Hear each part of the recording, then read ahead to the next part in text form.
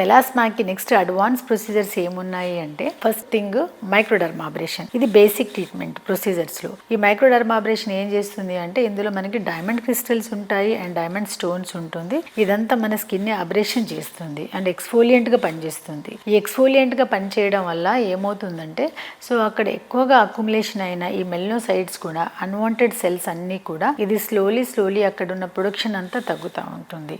And దీంతో పాటు chemical peels అని ఉంటాయి. ఈ కెమికల్ పీల్స్ కూడా ఎక్కువగా salicylic acid combination and glycolic acid and lactic acid combination, ferulic acid combination and with combination of vitamin C కూడా అందుబాటులో ఉంటాయి. ఈ కాంబినేషన్ ఆఫ్ పీల్స్ కూడా వాళ్ళ కండిషన్ బట్టి అంటే చీక్స్ ఎక్కువగా ఇన్వాల్వ్ అయినాయా, లేదంటే మోర్ దెన్ 90% ఇన్వాల్వ్ అయినాయా, లేదా లెస్ దెన్ 30% ఇన్వాల్వ్ అయినాయా, ప్రాపర్ గా డాక్టర్ సజెషన్ తీసుకొని ఆ డాక్టర్స్ కూడా మీకు సజెషన్ ఇస్తారు ఎప్పుడెప్పుడు పీల్ చేయాలి, ఎలాంటి కాంబినేషన్ లో పీల్ చేయాలనేది. హైడ్రోఫేషియల్ ఏంటి అంటే ఈ ట్రీట్మెంట్స్ అన్ని క్రీమ్స్ అవి ఇవి వాడి స్కిన్ అంతా డల్ అయిపోతుంది. అండ్ అప్పుడప్పుడు ఈ మెలాస్మా పిగ్మెంటేషన్ రికరెంట్ రావడము, మళ్ళీ పోవడము, మళ్ళీ ఏదో ఒకటి వాడడము, ఇదంతా వాడి స్కిన్ అంతా డల్ అయిపోతుంది అలాంగ్ విత్ పిగ్మెంటేషన్. అలాంటప్పుడు ఇది స్కిన్ రెజ్యూనేట్ గా పనిచేస్తుంది కాబట్టి సో ఈ హైడ్రోఫేషియల్ కూడా ఒక యాడ్ ఆన్ ఎఫెక్టివ్ ట్రీట్మెంట్ కింద తీసుకొని ఇది కూడా ఒక ప్రొసీజర్ కనుక చేస్తే మంచి రిజల్ట్ వస్తుంది. అండ్ ఫైనల్ గా లేజర్స్.